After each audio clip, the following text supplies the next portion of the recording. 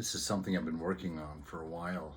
I want to read to you tonight a passage from Silence as Yoga, or Silence as Spiritual Practice, as a path to the divine. I've had a great deal of success with it in really trying to use the idea of grace and a contemplation of an infinite love as a means for getting myself to separate from my own thought and to have some silence that comes before thought, some silence of contemplation. And there's a little paragraph here I wanted to read. It says, "Yogis and those who are seeking earnestly for light look upon the practice of silence as essential to their spiritual progress. In the first place, it enables us to store up a great deal of life force, which we now expend unwisely in needless talking. We wear ourselves out, disturb others, and say much which might be left better unsaid when we talk constantly. We also dull the mind and lessen its power of penetration. All spiritual vision and deeper understanding are unfolded in the hours of silent reflection.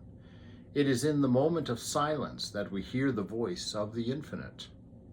When our ears are listening to the loud voices of the world, we cannot know that another voice is speaking in our heart. Therefore, those who have obtained direct vision of truth are not inclined to make their own voice heard.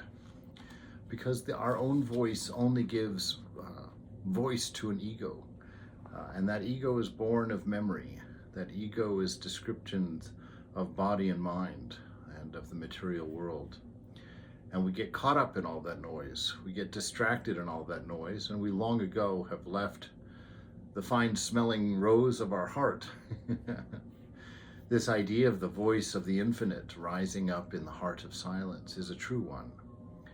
It's a knowing of what the moment is needful for. It's a knowing of the resources that you have inside necessary to live this life in a fulfilling and beautiful way. It's a knowing of what the divine will is. This divine will is this harmony of existence. You see it in the animals and the trees and the forest.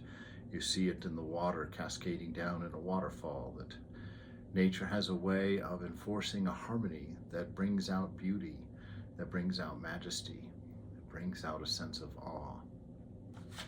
And this sound of silence is what gives us that same sense of awe toward being, that gives us that same sense of awe toward our own potential to love and to be loved, and to deepen our knowledge and faith and understanding in a wisdom that pervades the moment, simply by our being human, simply from our divine potential within.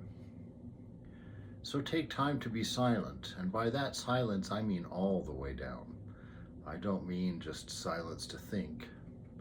No, I mean silence that is free from thinking, silence that is free of any sense of other, a silence that sits in the chamber of the heart, content and pure, free of me and mine, nothing to attain, but simply an enjoyment of the presence, the enjoyment of life and being, all coming together in a way